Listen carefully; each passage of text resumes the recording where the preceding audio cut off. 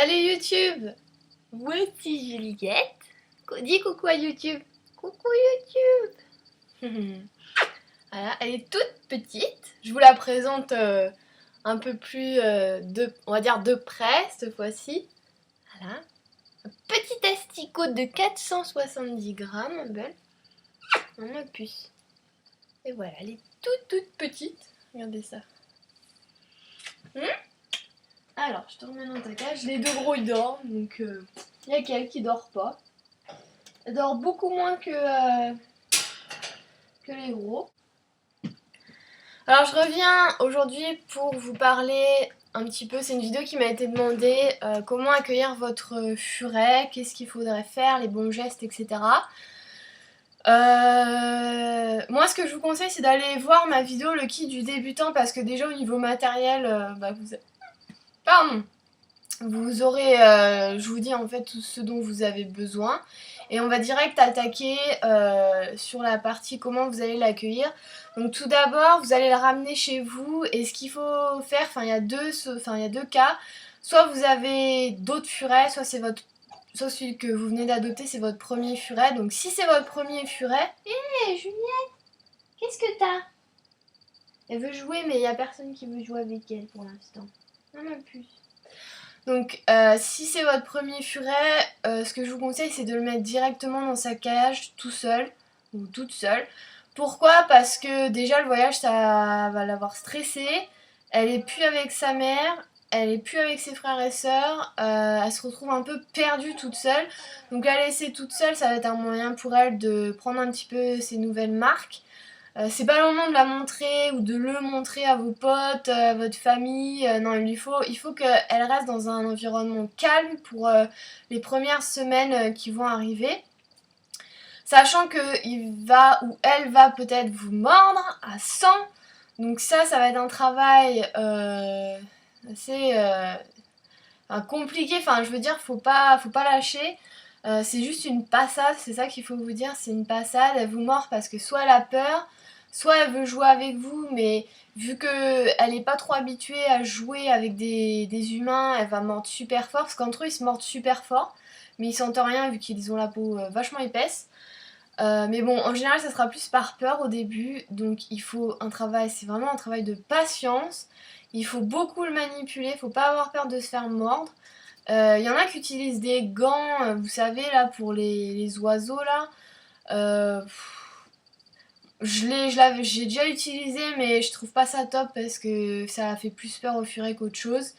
Moi, ce que je vous conseille, c'est de l'ail. Donc, vous en badigeonnez, vous frottez l'ail sur vos doigts comme ça, sur vos mains.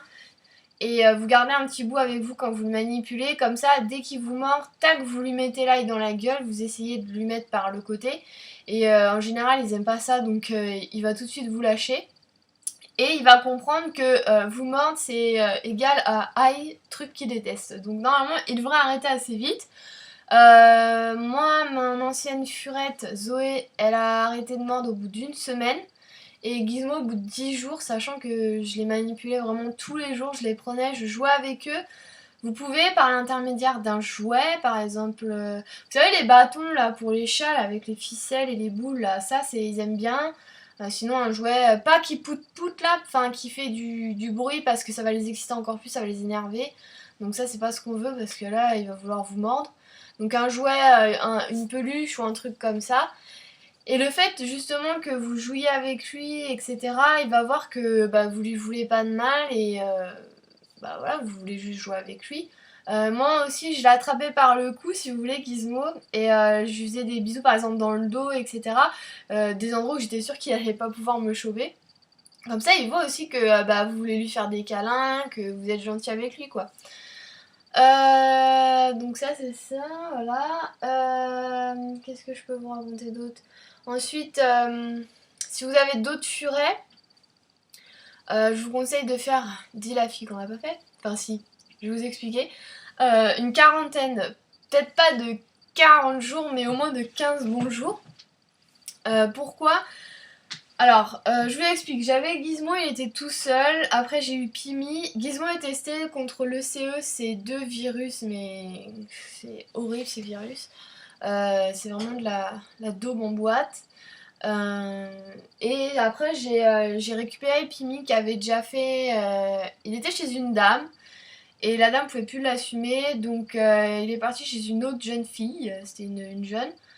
Elle avait une autre furette, donc ça se passait bien, etc. Et enfin ça se passait bien. Apparemment la furette pouvait pas le blairer, donc du coup il a atterri chez moi. Mais si vous voulez, il est pas testé hein, pour le CE, mais bon, vu qu'il a été avec une furette, que personne n'est tombé malade, etc., je me suis dit, bon, il l'a pas, parce que le CE, ça s'attrape à tous les coups, hein, et la DV aussi. Donc je l'ai récupéré chez moi, je lui ai quand même fait une quarantaine de 15 jours, ou en tout cas 10 bons jours, où il était seul dans une cage. Je le manipulais, donc déjà c'était pour voir s'il allait me mordre, etc., pour voir s'il était en bonne santé. Et après, je l'ai mis avec Gizmo. Juliette, j'ai pas fait de quarantaine. Et je me demande si c'est pas pour ça aussi que peut-être Pimi est tombée malade. Malgré que ça soit officiellement une infection intestinale, je vais vous expliquer pourquoi. Juliette, elle est testée pour le CE et la DV. Enfin, ses parents sont testés. Elle est arrivée chez moi et si vous voulez, sa naisseuse m'a dit... Au début, je voulais lui faire une quarantaine. Puis sa naisseuse m'a dit, tu sais, elle va se retrouver toute seule chez toi si tu lui fais faire ça. Elle va stresser, elle va pas comprendre pourquoi. Dire que si tu la mets direct avec les deux autres, elle va pas être seule, quoi. Donc je l'ai mis avec les deux autres. Et, et voilà. Mais le problème, c'est que si vous voulez, vous êtes chez vous, vos animaux vont être exposés à certains germes et vont développer des anticorps contre ces germes. Et par exemple, chez une autre personne, il va y avoir d'autres germes et donc ces animaux auront développé des anticorps différents des vôtres, etc. Donc pour certaines choses auxquelles votre furet est immunisé, celui que vous allez accueillir le sera peut-être pas. Donc faire une quarantaine, c'est aussi habituer l'un l'autre, les habituer l'un l'autre à leurs germes différents. Bon après... Bon, si Pimi est tombé malade parce que Juliette est arrivée, c'est aussi qu'il a eu un petit coup de stress, je pense. Ça allait un petit peu chambouler, mais franchement, je pense pas. Je pense plutôt que c'était sa nourriture. Voilà, donc c'est surtout aussi pour ça qu'on conseille les quarantaines, pour voir si l'animal va bien, mais aussi si pour habituer les uns les autres aux germes, même s'ils sont dans des pièces différentes, ça vole quand même, donc... Voilà. Pendant la quarantaine, je vous conseille de bien vous laver les mains entre chaque furet, donc entre le nouvel arrivant et les vôtres, quoi, déjà là. Vous lavez les mains. Moi, ce que je faisais, c'était carrément, je changeais de t-shirt entre l'un et l'autre parce que bah, quand on les prend, on les colle à nous comme ça. Donc j'avais un t-shirt pour Pimi, un t-shirt pour Gizmo. Qu'est-ce que je pourrais vous conseiller d'autre? Je sais pas, trop de vidéos vous aura plu. Si vous avez d'autres questions, n'hésitez pas. Et puis bah, je vous dis à la prochaine. Bye!